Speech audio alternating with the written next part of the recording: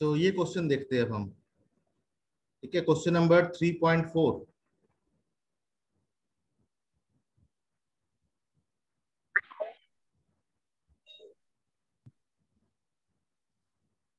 Question number 3.4 क्या कह रहा है? Calculate the mass of the following. ठीक है, 0.5 mole of N2 gas, 0.5 mole of nitrogen gas, ये तो कर लिया था हमने कल, ये तो हो चुका था। नेक्स्ट,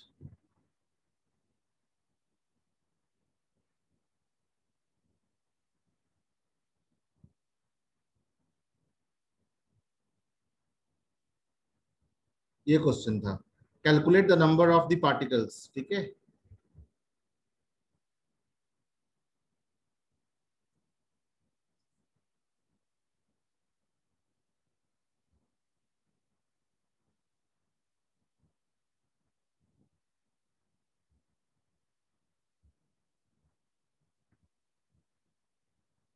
इसमें 3 क्वेश्चन है, एक और क्वेश्चन मैं कर रहा हूं अभी।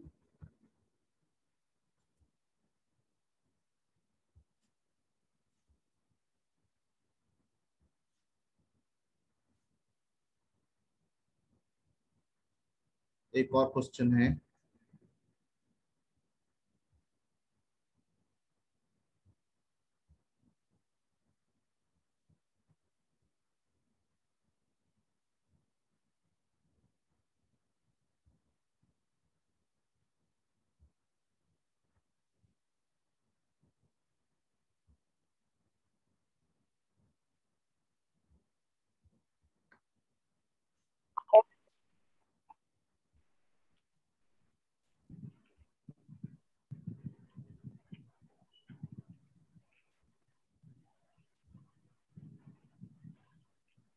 Calculate the number of particles in 46 gram of sodium atom.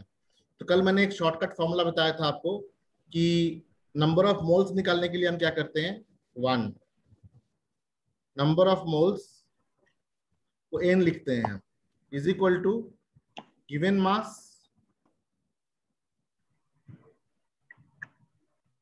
Bye molar mass. साथ ही नंबर ऑफ पार्टिकल्स को निकालना हो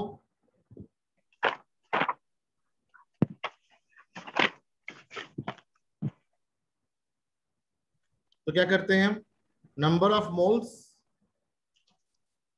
इंटू 6.023022 10 to the power 23, ये फॉर्मूला है। तो यहाँ पे नंबर ऑफ मोल्स निकालते हैं पहले हम वेट से, दिया हुआ जो मास है उससे। तो number of moles n is equal to 46 gram by 23 gram per mole. देखिए, अगर आप यूनिट सही लिखेंगे तो आंसर भी सही आएगा, ग्राम ग्राम कट जाएगा और ये हो जाएगा 2 मोल। 2 मोल मतलब कितने particle, 2 into 6.022 10 to the power 23 particle, ये हो जाएंगे 12.044 10 to the power 23 sodium atoms. यहाँ पार्टिकल क्या है, यहाँ पार्टिकल एटम्स है। नेक्स्ट क्वेश्चन है 8 gram of oxygen molecule. Second, तो number of moles of oxygen, इसको हम ऐसे लिख सकते हैं NO2, number of moles of oxygen NO2। ठीक है, या N भी लिख सकते हैं, is equal to given mass of oxygen is 8 gram और मोलर मास ऑफ O2 कितना होगा, O2 है यानी कि O8 16 का ट्वाइस, यानी कि 32 ग्राम।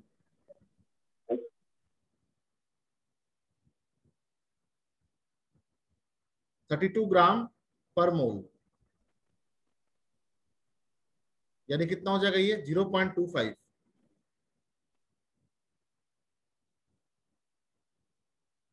0.25 मोल।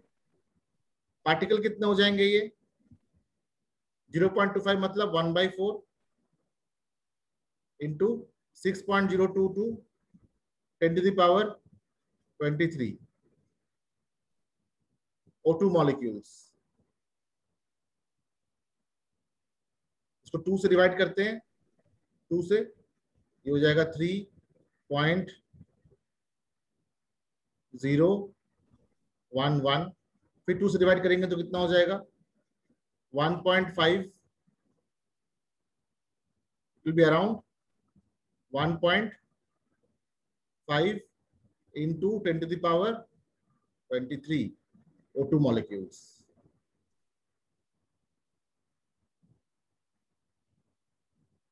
है ना। Next 0.1 mole of carbon atoms.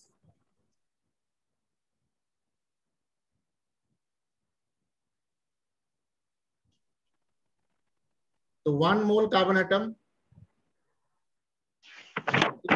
Third वाली 1 मोल कार्बन एटम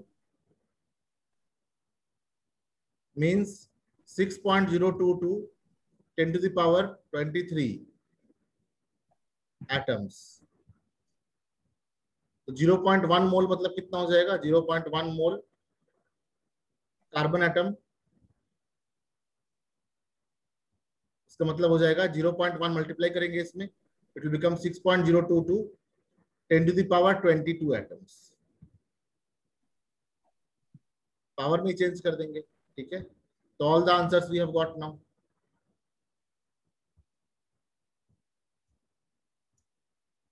ये थर्ड वाले का आंसर है, ये सेकंड वाले का आंसर है, ये फर्स्ट का आंसर है।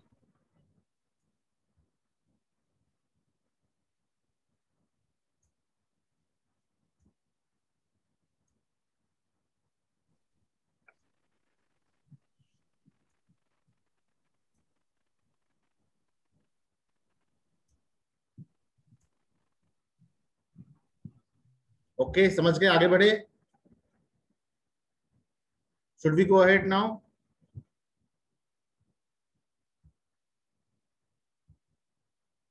नेक्स्ट क्वेश्चन देखते हैं।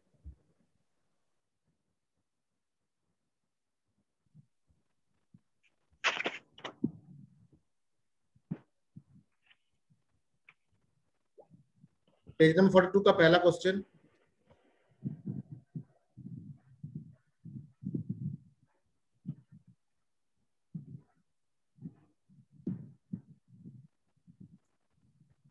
ये पेज नंबर 42 का है, in text question unsolved.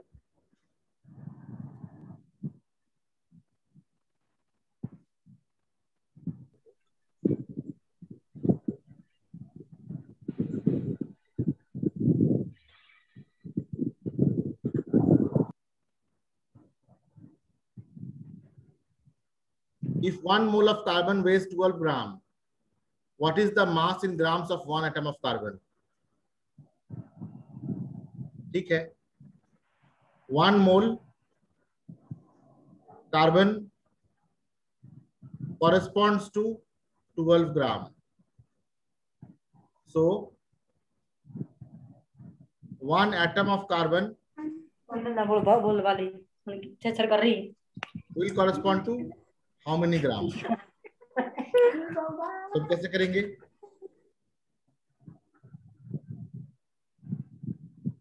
One mole carbon means 6.022 10⁻23 carbon corresponds to 12 gram. So 1 carbon atom will correspond to 12 by 6.022 10⁻23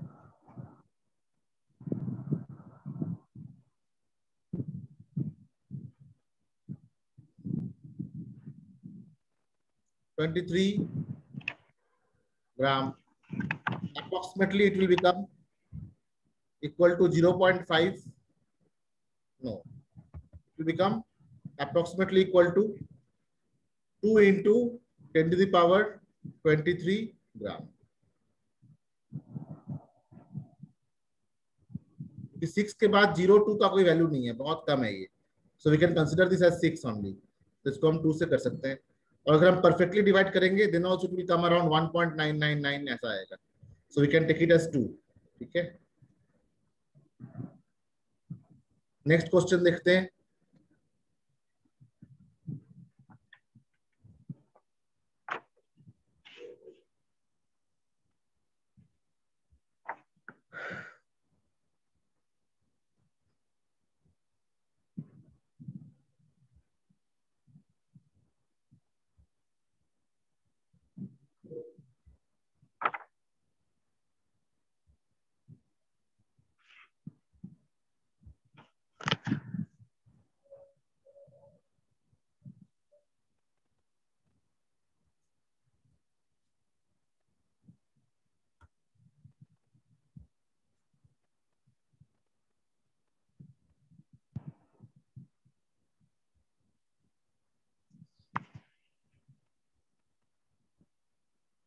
Is the next question.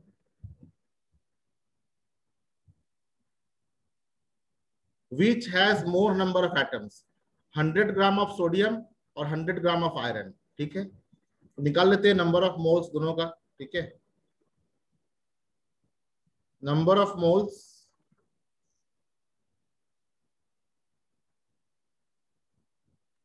of sodium in 100 gram will be equal to given mass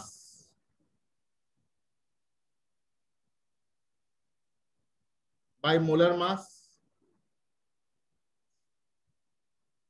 is equal to 100 divided by 23. ये ग्राम per mole, so we can write 100 by 23 gram. Second, number of moles of iron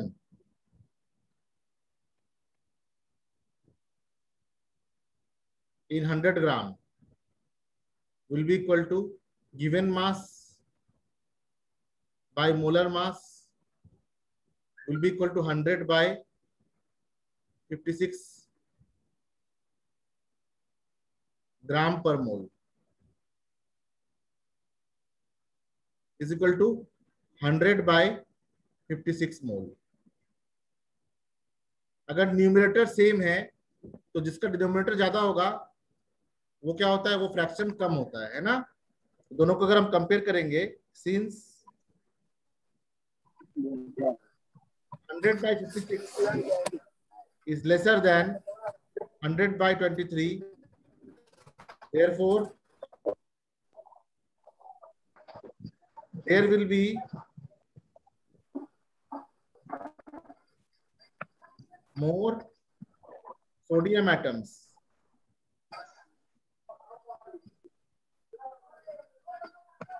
in 100 gram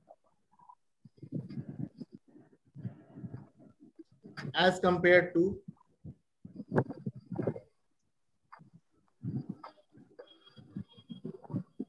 iron atoms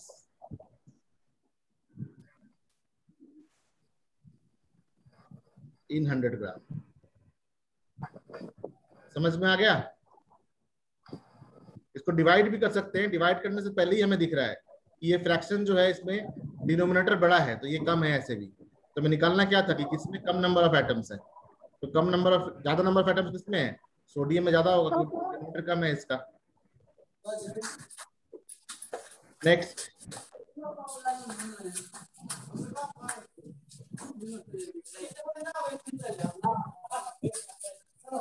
chapter हो गया finish. अब हम करेंगे question answer exercise के।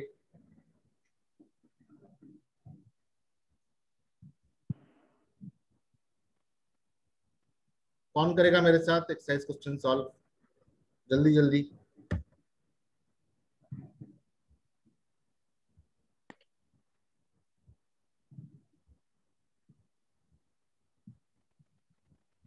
आप लोगों ने एक बहुत अच्छा इंपॉर्टेंट चैप्टर बहुत अच्छे तरीके से कंप्लीट कर लिया है। ठीक है, इसका अच्छा इफेक्ट और आएगा अगर आप लोग ये क्वेश्चन आंसर खुद से सॉल्व करें तो। A 0.04 gram of the sample of the compound of oxygen and boron was found by analysis that contains this much of boron and this much of oxygen. Calculate the percentage composition of the compound of the atom. Okay. देखो boron and oxygen का मतलब compound होता है B2O3। ठीक है, B2O3 का sample wait दिया हुआ है। सैंपल वेट कितना दिया हुआ है? 0.24 ग्राम। इसमें बोरोन का वेट दिया हुआ है, कितना पाया गया है? बोरोन का सैंपल वेट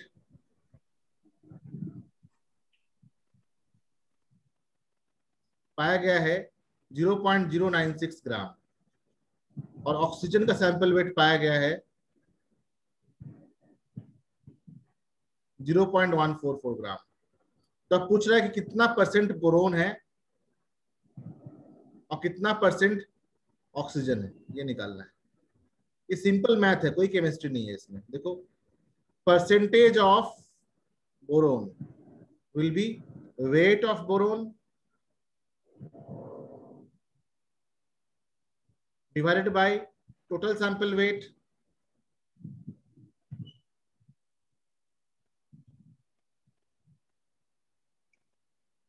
into 100। ऐसे तो निकालते हैं। कितना होगा? 0.096 डिवाइडेड बाय 0.24 इंटू 100। उसी प्रकार से परसेंटेज ऑफ ऑक्सीजन कैसे निकालेंगे? Weight of oxygen given divide by total sample wait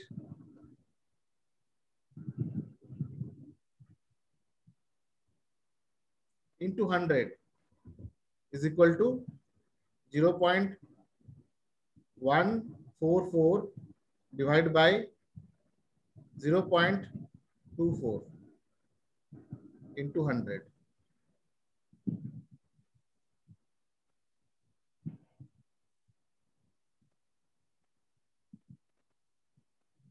कर लो कैलकुलेट।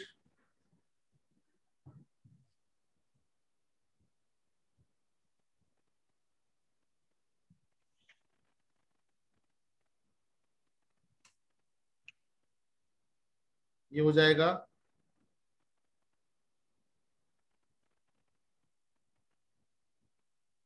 40% 40%। और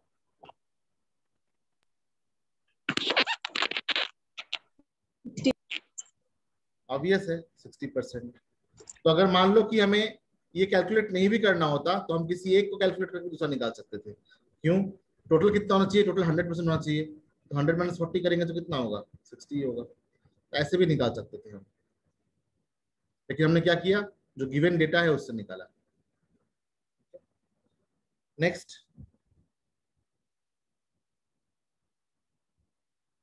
ये बच्चों वाला प्रॉब्लम नहीं है, हाँ, आगे बहुत काम आएगा ये। इस प्रकार के रफ वर्क बहुत करने हैं थ्रू आउट केमिस्ट्री। जब तक आप केमिस्ट्री पढ़ेंगे तब तक ये सब न्यूमेरिकल चलता रहेगा। जैसे HCF LCF आज भी करते हैं आप, वैसे ये कॉमन कॉमन चीजें हैं।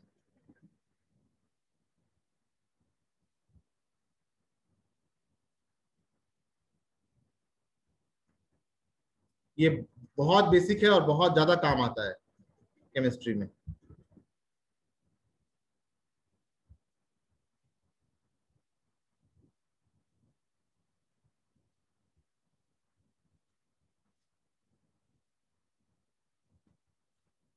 ये क्वेश्चन है कि 0.3 ग्राम of carbon is burned. Carbon को बर्न किया गया है ऑक्सीजन के प्रेजेंस में और कार्बन डाइऑक्साइड बना है। तो कार्बन लिया गया था 3 ग्राम, ऑक्सीजन लिया गया था 11 ग्राम।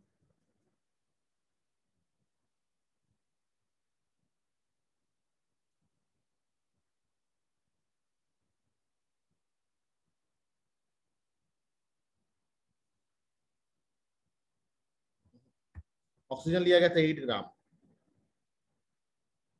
और कार्बन डाइऑक्साइड बना था 11 ग्राम।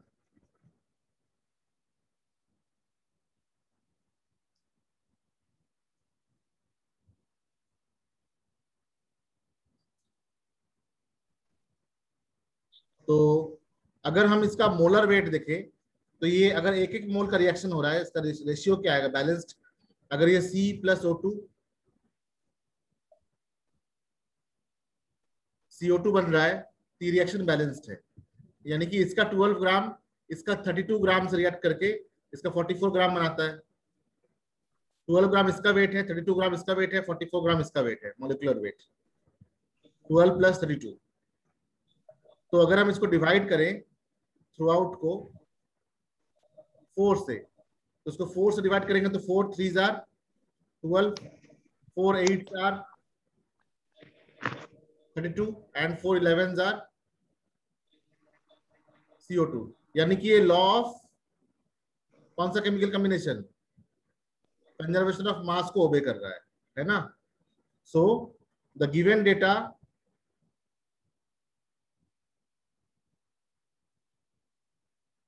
obeys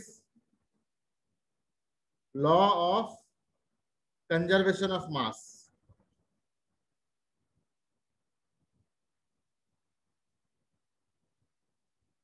कि जितना रिएक्टेंट का वेट होगा उसको सम करने पे जो आएगा वही प्रोडक्ट का वेट होगा। अब पूछा जा रहा है कि कार्बन 3 ग्राम ही रखें, कार्बन को हम 3 ग्राम ही रखें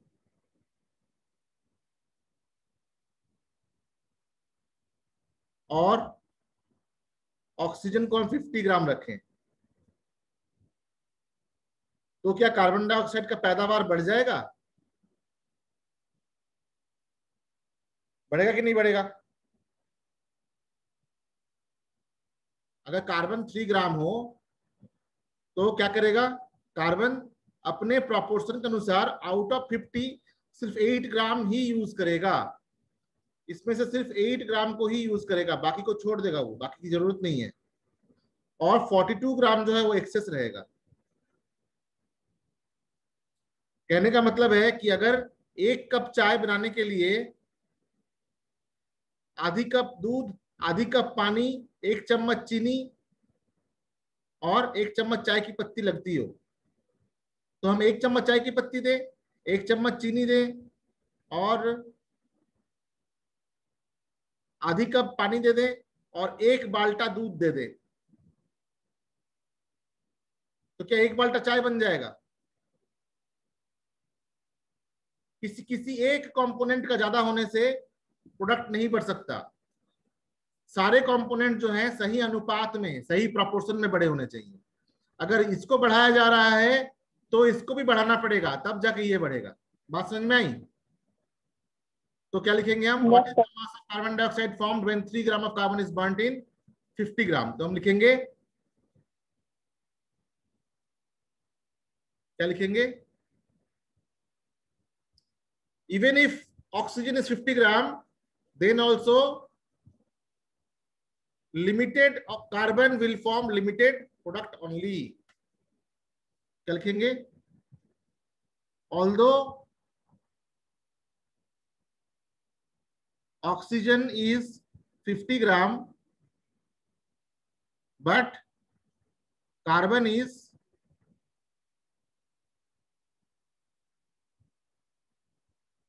3 gram। So proportionally अनुपात के अनुसार CO2 formed will be 11 gram and 42 gram O2 will remain excess।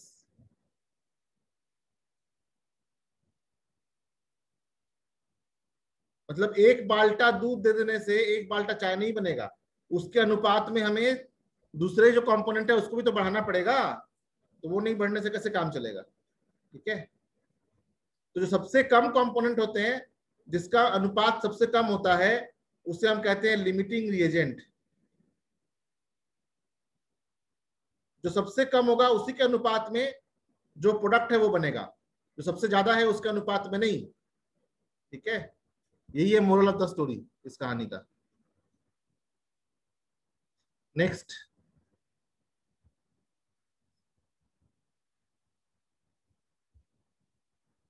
What are polyatomic ions, give examples.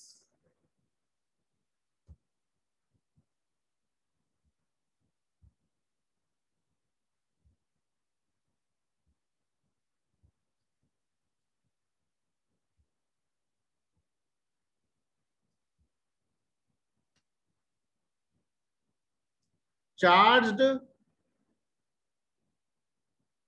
Group of atoms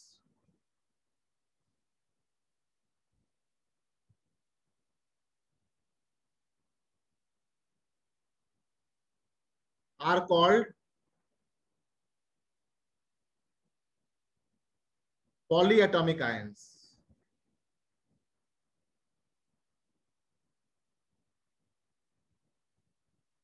example, cation में एक NH4 यूनिक है, यही एक पॉलीएटॉमिक कैटायन है।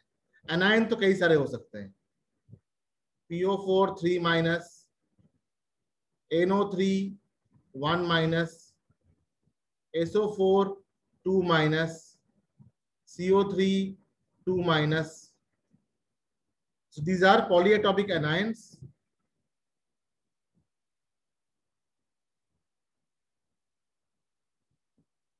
और पॉलीएटॉमिक कैटायन में यही है एक।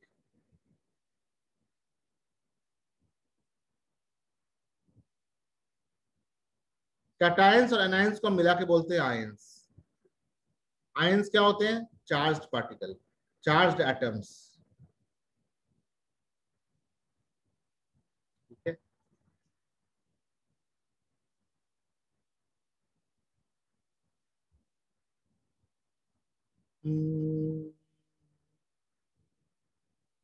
Right the chemical formula of the compounds, ये तो आप लोग इजिली कर सकते हैं।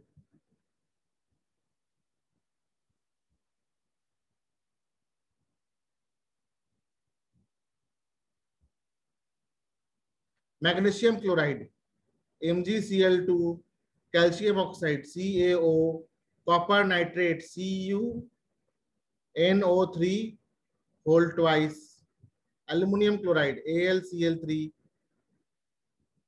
Calcium carbonate CaCO3। ये तो किया भी था आप लोगों ने। Give the name of the elements present in the following, quick line.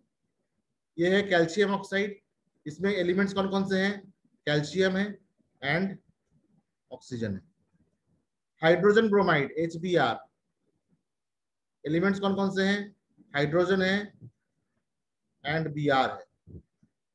Baking powder NaHCO3, element कौन कौन से हैं? Sodium, hydrogen, carbon and oxygen. Potassium sulphate K2SO4, क्या क्या है? Potassium, sulphur, oxygen. Okay, so redo these questions.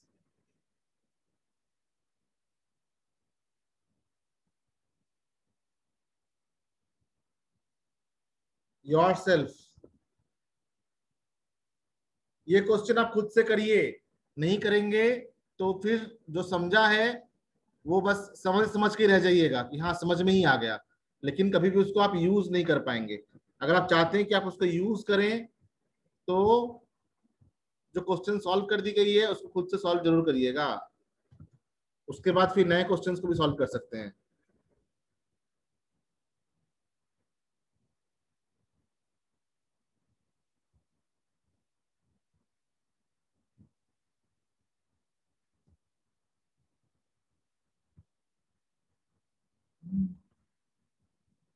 That's all for today. अगले class में हम बाकी क्वेश्चंस करेंगे। थोड़े से क्वेश्चन और बचे हुए हैं, कर लेंगे उसको भी, नेक्स्ट क्लास में हो जाएगा। Thank you.